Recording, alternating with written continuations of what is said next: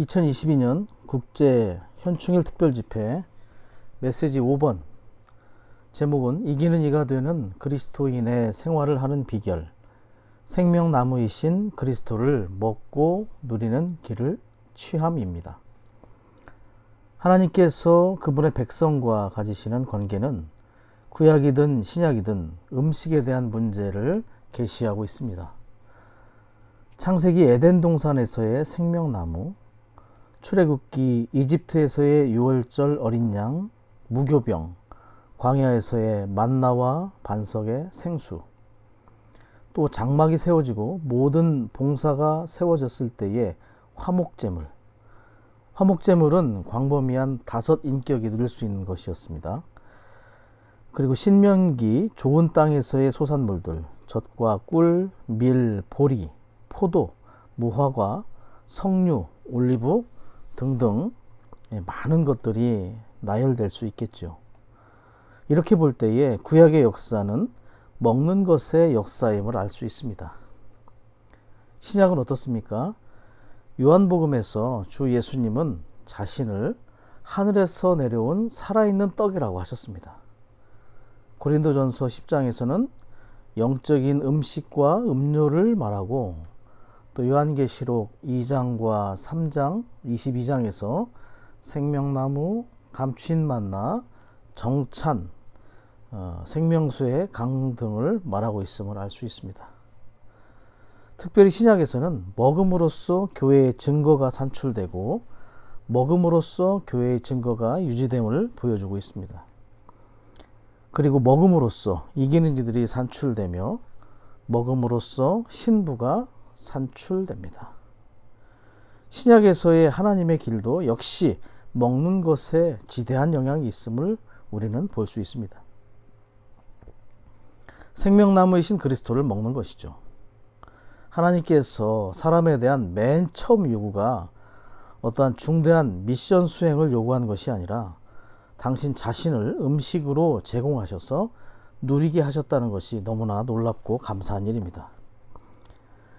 그리고 제목 끝부분에서 길을 취한다고 했을 때 길이라는 것은 우리의 매일매일의 행함을 말합니다. 그 길은 하나님의 경륜과 목표를 성취할 수 있는 길이죠. 마태복음 3장 3절에서 침례자 요한이 말합니다. 광야에서 외치는 사람의 음성이라. 주님의 길을 예비하여라. 그분의 작은 길들을 곧게 하여라.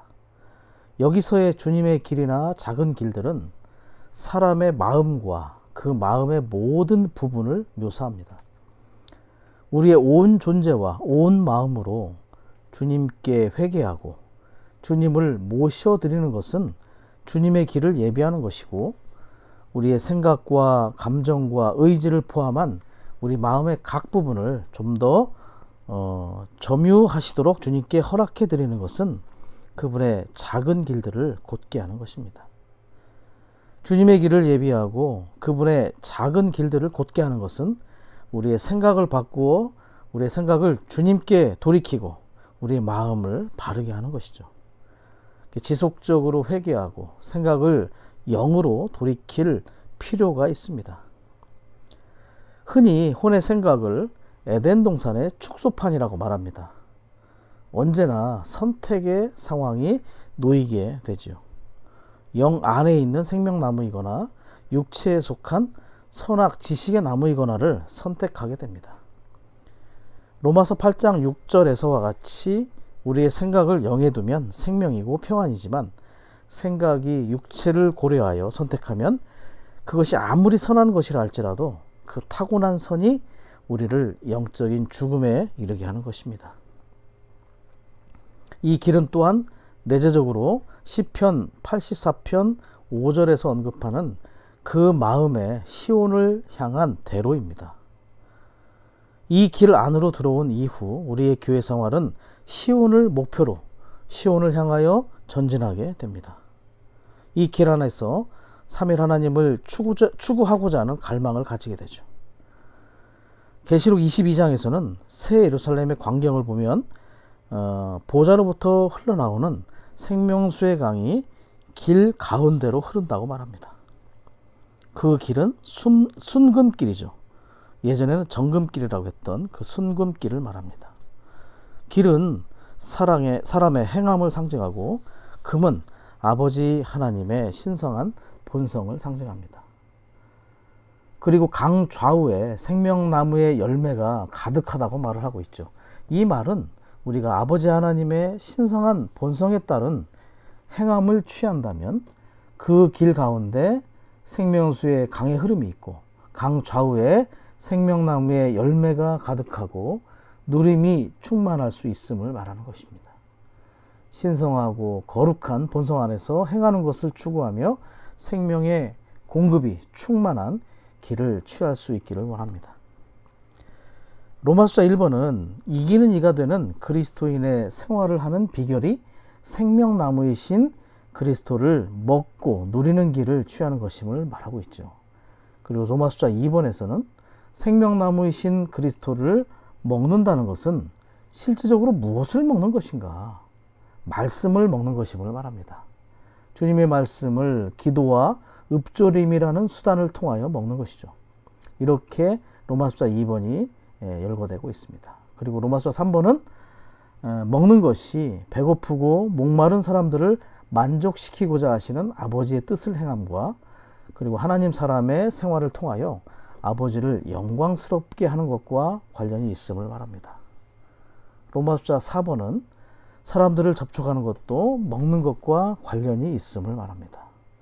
그리고 로마서 5번은 최상의 분깃을 먹고 누리기 위해 하나의 터 위에서의 교회의 집회들을 소중히 여겨야 함을 말합니다.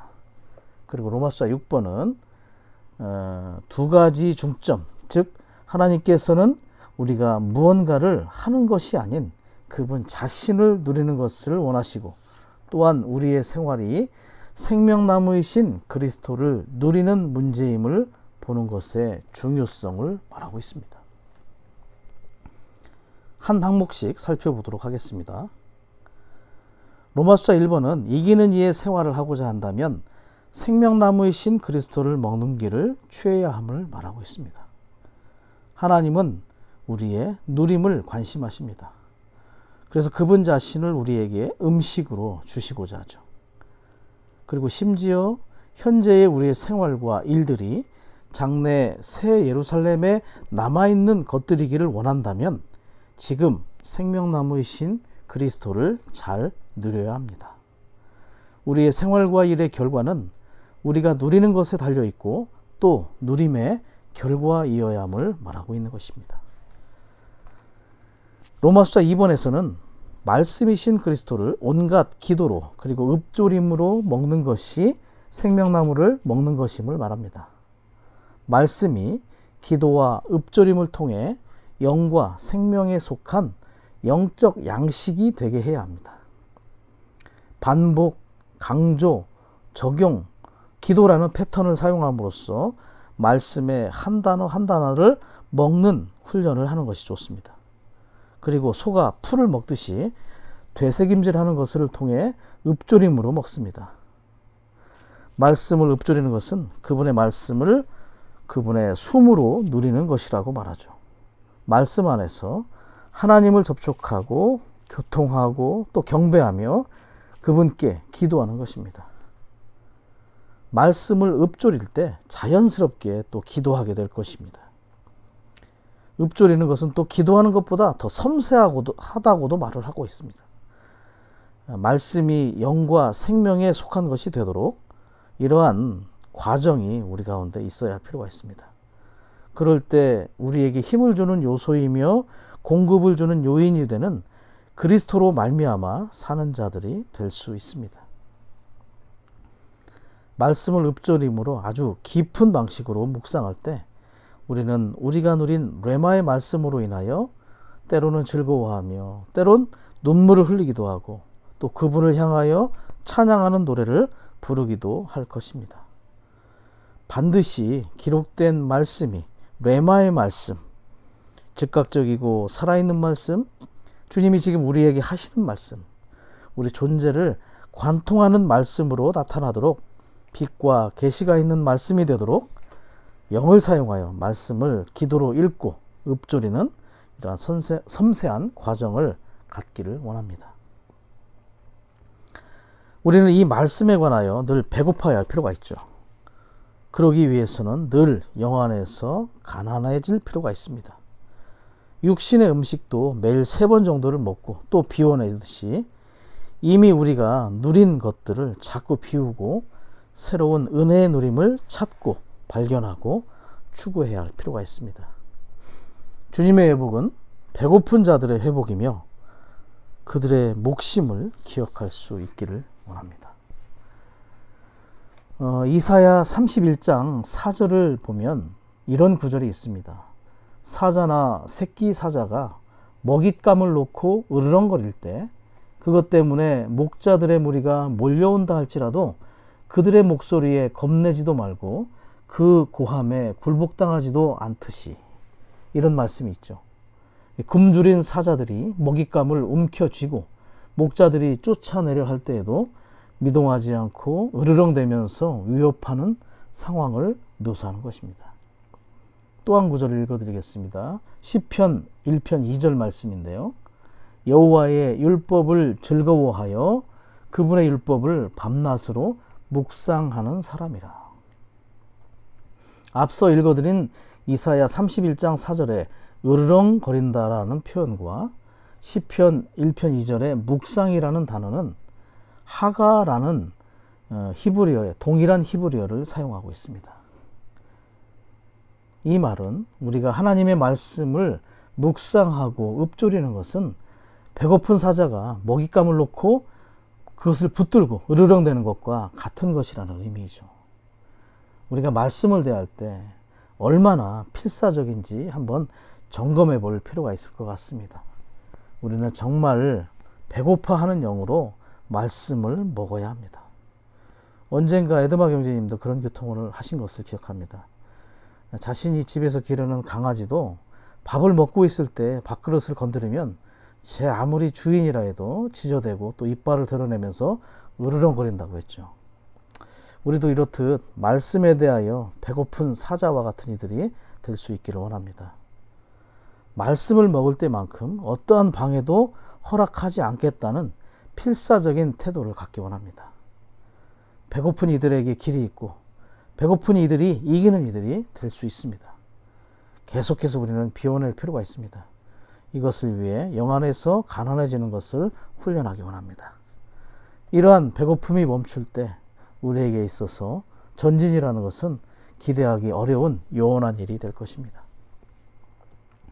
또 한 구절의 말씀을 통해서 이러한 말씀을 대하는 태도에 적극적이었던 이들을 소개해 드립니다. 사도행전 17장 11절인데요. 베레아 사람들은 데살로니가 사람들보다 생각이 트인 사람들이어서 간절히 말씀을 받아들이고 이 말씀이 그러한가 알아보려고 날마다 성경을 연구하였다입니다. 말씀에 대해 간절한 마음이 있었습니다. 연구하였다에 해당하는 원문의 의미는 조사하다, 신문하다의 의미가 있죠. 마치 누군가에게 자백을 강요하며 심하게 추궁하는 그런 사법적인 용어와 같은 것입니다. 우리가 말씀을 대할 때 주님께 기도하며 또 질문하고 교통하고 추구하고 심지어 주님을 핍박하고 추궁하는 태도를 가져야 할 것 같습니다. 우리가 말씀에 대해 더욱더 필사적인 그러한 이들이 될 수 있기를 원합니다. 로마서 2번에서는 로마서 2번의 두 번째 중요한 핵심은 합당한 영적 소화력을 갖는 것입니다. 먹은 말씀이 내적 존재의 각 부분 안으로 자유롭게 도달될 필요가 있죠. 히브리서 4장 2절에서 말하는 것처럼 말씀이 효력이 있고 운행함이 있어야 하는 것입니다. 4장 12절이죠. 이렇지 못할 때 영적 소화 불량에 걸리게 됩니다. 먹고 소화하고 동화됨의 과정을 통해 우리는 내재적인 조성 성분을 가지게 됩니다. 이것을 위해 우리는 우리 존재의 내적인 모든 부분들을 주님께 열어드릴 필요가 있습니다. 하나님께 속한 내적인 감각들과 다투지 않기를 또한 배워야 합니다. 히브리서 3장 15절에서 말한 것처럼 그분의 음성, 즉 그분의 말씀을 들을 때 우리의 마음이 굳어지게 하지 말아야 할 필요가 있습니다. 찬송가 210장의 후렴 가사에서처럼 우리 안에 모든 슬픔들을 뿜어내고 죄악들을 내시고 주님의 풍성을 깊이 들이마시는 것이 필요할 것입니다. 합당한 소화력을 위하여 우리의 마음을 더욱더 주님께 열어드리고 더욱더 예배할 수 있기를 원합니다. 로마서 3번에서는 두 가지, 아버지의 뜻의 행함을 통해서 그리고 하나님 사람의 생활을 통해 아버지를 영광스럽게 함으로 먹는 것을 말합니다. 아버지의 뜻을 행함이라는 것은 배고프고 목마른 사람들을 만족시키는 것과 관련이 있습니다. 요한복음 4장에서 사마리아 여인과 주님과의 상황에서 우리는 잘 볼 수 있죠. 고대 역사의 소극적인 배경으로 인하여 유대인들이라면 누구도 통과하지 않으려 했던 사마리아에 아버지의 뜻이 있었습니다. 주님은 죄인인 한 여인에게 목마르시고 배고프셨으며 그 사마리아 죄 많은 여인도 많은 남편이 있었음에도 여전히 무언가 아주 목마른 상황이었습니다. 결국 주님은 그 여인의 목마름을 해결해 주셨고 이것으로 인해 결국 주님의 목마름과 배고픔도 동시에 해결되게 됩니다. 죄인의 목마름과 배고픔을 해결하는 것은 전적으로 아버지의 뜻을 수행하는 것입니다.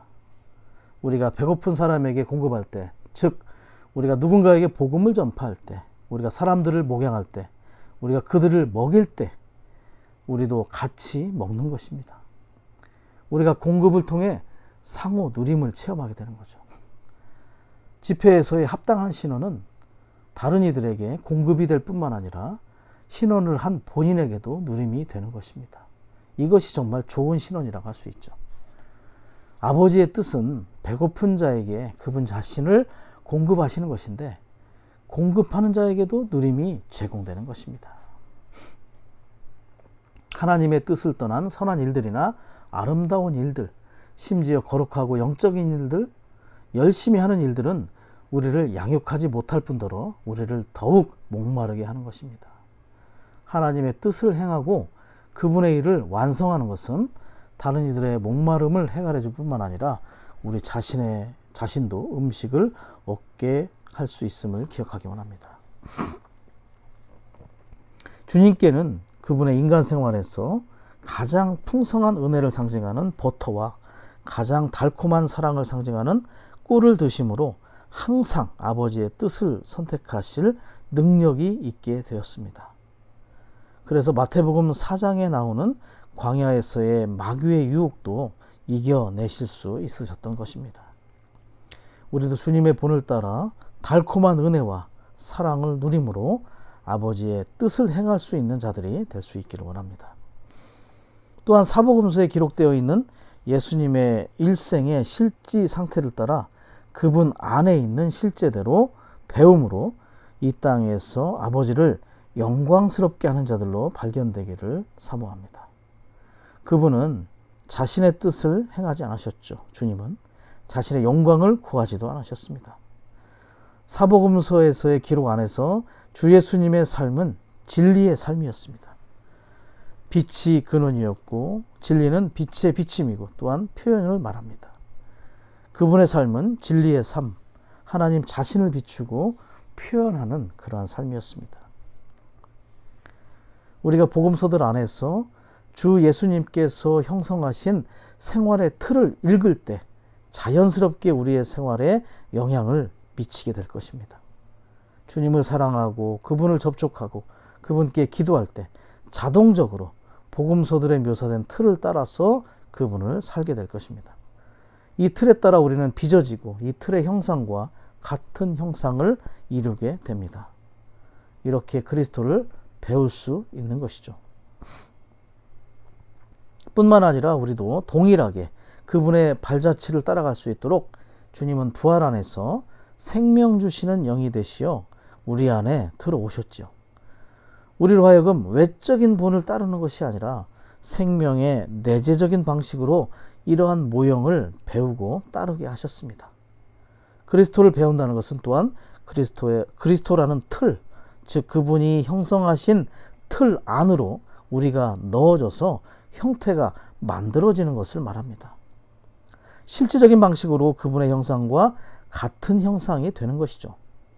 이것이 가능하도록 우리 안에 내주하시는 영, 그리고 생명의 영의 법이 설치되었고, 이러한 역사와 작용으로 그분은 그분 자신을 우리 안에 재생산하시고 계시고 우리를 그분의 복사판으로 만들고 계십니다. 우리가 침례받았을 때 우리는 그리스도와 그리스도의 죽음의 틀 안으로 넣어진 것입니다. 주님의 인간 생활의 본 안에 우리가 넣어진 것이죠. 우리에게는 이 본에 속한 생명이 있습니다. 우리는 지금 또한 이 본을 먹는 것입니다. 우리는 주님을 먹고 또 주님의 본을 먹어야 하는 것이죠. 사복음서의 그 생활의 틀, 본을 기도로 먹을 때 우리 안에 소화되고 동화되고 조성된 주님 자신과 또한 주님의 본, 그런 것들이 우리 안에서 주님 자신이 재생산되게 할 것입니다.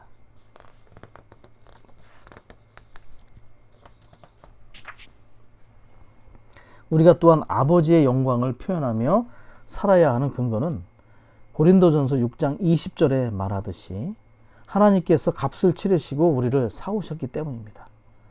그래서 우리는 고린도전서 10장 31절에서 말하는 것처럼 먹든지 마시든지 무엇을 하든지 모든 것을 하나님의 영광을 위하여 해야 하는 것입니다. 로마서 12장을 보면 11절에서는 영 안에서 불타서 주님을 섬기라고 말하고, 2절에서는 하나님의 뜻을 분별하기 위해 생각이 새로워짐으로 변화되어야 함을 말하고, 1절에서는 하나님이 기뻐하시도록 우리의 몸을 거룩하고 살아있는 희생 제물로 드리라고 바울은 말합니다. 성경에서의 불은 거룩을 상징하죠.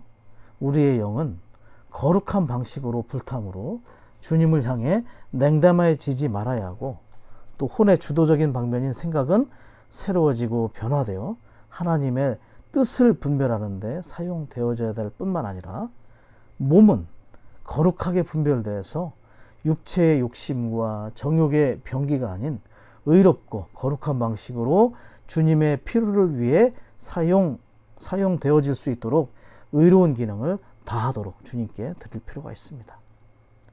우리의 온 존재가 하나님의 사신받은 것이기에 그분의 영광을 위해 드려져야 하는 것이 너무나 당연한 것임을 또 볼 수 있기를 원합니다. 고린도후서 5장 10절에서는 장래 우리 모두가 그리스도의 심판대 앞에 나타나 우리의 몸으로 행한 것에 따라 그대로 대갚음, 즉 철저히 계산될 것임을 말하고 있습니다. 우리의 눈으로 우리가 본 것들, 우리의 혀와 입술로 말한 것들, 우리의 귀로 들은 것들, 우리의 손과 발로 행한 모든 것들, 우리의 몸이, 우리 온 존재가 하나님을 영광스럽게 하였는가가 모두 계산될 것입니다. 우리가 몸을 입고 이 땅에 사는 동안 우리는 주님을 기쁘시게 해드리기 위해 온 존재가 드려져야 할 필요가 있습니다. 이것은 주님께서 오실 때 그분께 보상을 받을 수 있기 위한 것이죠. 우리의 영과 혼과 몸은 하나님을 영광스럽게 하도록 창조되었음을 기억하기 원합니다. 로마서 6번에서는 사람들을 접촉하는 것과 4번이죠. 로마서 4번에서는 사람들을 접촉하는 것과 주님을 먹는 것의 연관성을 보아야 하는 것을 말하고 있습니다. 이것은 우리의 거룩한 생활을 유지하기 위해 필요한 방면이죠. 레위기 11장의 동물들은 여러 부류의 사람들을 상징하는데, 그것들을 먹는 것은 사람들을 접촉하는 것을 말하고 우리에게 합당한 분별이 있어야 함을 말해줍니다. 유대교에 있어서 새 기둥은 할례와 안식일 그리고 음식에 관한 규정이었습니다. 사도행전 10장에서 베드로는 새 기둥 중 하나인 음식에 관한 유대교의 규정에 따라 대답했음을 알 수 있습니다. 그런데 하나님께서는 어떤 사람이라도 속되다거나 더럽다고 해서는 안 된다는 것을 베드로에게 보여주셨습니다. 보자기의 이상을 말하는 것이죠. 복음을 전함에 관하여 우리는 어떠한 사람도 차별해서는 안 됩니다. 그러나 그러한 일 가운데 사람들을 접촉하는 방식에 있어서는 거룩하지 않은 것들에서 분별될 필요가 있는 것입니다. 고린도전서 15장 33절에서 미혹되지 마십시오. 악한 사람과 사귀는 것은 좋은 행실을 부패시킵니다 라고 말하듯이 우리가 사람을 접촉할 때는 그때는 모를 수 있지만 접촉하는 것은 무언가를 우리 안으로 받아들이고 있다는 것입니다. 우리가 받아들이는 것이 우리 안으로 들어와서 우리를 바꿀 수 있음을 알아야 한다는 것이죠. 예를 들어 누군가를 만질 때 그분의 신분을 만지지 말아야 하고 또 돈을 사랑하는 것을 만지지 말아야 합니다. 어떤 사람이 술을 좋아하는 사람이라고 해서 그 사람을 얻기 위해 술집에서 만나서 술을 마시면서 복음을 전할 수는 없는 일입니다. 그가 또 도박을 좋아하는 사람이라고 해서 도박장에서 도박을 하면서 목양할 수도 없는 것이죠. 우리는 사람을 접촉하는 방식에 있어서 거룩함을 유지해야 하고 분별되어야 하는 것입니다. 우리는 가급적 예수님을 미치게 하는 사람들을 미치게 하는 것이 아니라 미치게 사랑하는 사람들을 만나고 또 그들과 함께 함을 추구할 필요가 있습니다. 우리가 그들을 만질 때, 그러한 사람들을 만질 때 우리도 그리스도를 먹게 될 것입니다. 이것이 우리를 강화시키는 그러한 요인이 될 수 있을 것입니다. 우리 역시 다른 이들을 접촉할 때 독을 퍼뜨리는 이가 아니라 좋은 음식을 생명나무이신 그리스도를 분배하는 자들로 또한 발견될 수 있기를 원합니다. 레위기 11장은 5범주의 동물들을 다룹니다. 가축을 포함한 짐승, 수중동물, 새들, 곤충, 기어다니는 것들이죠. 굽이 갈라져 있고 되새김질을 하는 동물은 분별력 있게 행동하며 말씀을 깊이 숙고하고 받아들이는 사람들입니다. 지느러미와 비늘이 있는 수중동물은 세상에서 자유롭게 세상에 영향을 받지 않을 수 있는 사람들을 상징하죠. 비늘은 특별히 소금에 절지 않도록 세상이라는 바다에 절여지지 않도록 물고기를 보호해주는 역할을 합니다. 씨를 음식으로 먹는 새들은 세상을 초월하고 생명에 속한 공급으로 사는 사람들이며 뛸 수 있는 곤충은 세상을 초월하고 세상에서 자신을 지킬 수 있는 사람들을 상징하는 것입니다. 누가 옳은가 누가 틀렸는가를 따지는 것은 죽은 시체를 먹는 것입니다. 우리가 부정한 새들을 접촉한다면 우리도 그들의 입맛에 영향을 받아서 결국에는 부정한 새로 바뀌게 될 것입니다. 우리는 생명의 씨를 먹는 새가 되어 죽음에서 날아갈 필요가 있습니다. 생명의 씨를 먹을 때 하나님께서 초월할 수 있는 지혜를 주실 것이라고 말하고 있습니다. 사람들을 유죄 판결하는 유혹에서 뛰어오를 수 있기를 원합니다. 우리가 세상과의 분별을 원한다면 거룩한 생활을 하고자 한다면 우리가 어떤 종류의 사람들을 접촉하고 있는지를 고려해야 할 필요가 있습니다. 거룩한 방식으로 살고자 한다면 우리가 접촉하는 사람들을 주의하는 것을 훈련할 필요가 있죠. 부주의하게 다른 이들을 접촉해서는 안 됩니다. 부주의한 방식으로 친구 관계를 맺어서도 안 되는 것입니다. 부주의한 친구 관계가 우리를 부패시킬 수 있음을 알 수 있기를 원합니다. 로마서 5번은 그리스도를 최상의 분깃으로 잔치로 누리기 위해서 우리는 하나라는 터 위에서 교회 집회들을 귀히 여기고 또 참석해야 할 필요가 있습니다. 이스라엘 자손에게나 신약의 믿는 이들에게 있어서 두 방면의 누림이 있음을 볼 수 있습니다. 개인적이고 일반적인 방식의 누림과 특별하고 단체적인 방식의 누림입니다. 이스라엘 사람들은 가나안 땅에서 씨를 뿌리고 경작하고 소와 양을 쳤으며 밀과 보리와 기름과 포도주와 가축을 얻었습니다. 밭의 산물이든 우양의 산물이든 모든 농축산물은 두 부분으로 나누어야 했습니다. 그것의 90%는 이스라엘 백성에게 속한 몫이었으며 자신들이 있는 각 성에서 그들의 생활의 필요에 따라서 언제 어디서나 누릴 수 있었습니다. 이것은 그들의 개인적인 누림에 속한 것이었죠. 그러나 나머지 10%, 곧 11조는 먹을 수 있는 곳을 제한받았습니다. 밀과 보리와 새 기름과 새 포도주의 10분의 1과 양떼와 소떼에 처음 난 것은 이스라엘 사람들이 그들 마음대로 사용할 수가 없고 연중 3번의 명절, 유월절, 오순절, 초막절을 위해 간직해 두어야 했습니다.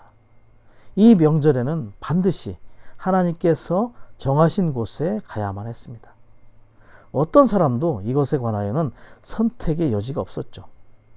특별하고도 단체적인 방식의 누림이라는 것은 모든 이스라엘 사람과 함께 정해진 명절에 하나님께서 선택하신 유일한 장소에서 최상의 몫인 첫 열매와 첫 새끼를 누리는 것이었습니다.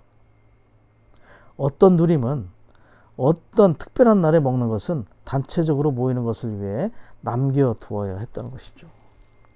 오늘날 우리도 혼자 집에서, 캠퍼스에서, 심지어 몇몇 사람들과 함께하는 집회에서 그분을 누릴 수 있지만 그리스도를 최고도로 최상의 분깃으로 누리는 것은 교회 집회에서 일어납니다.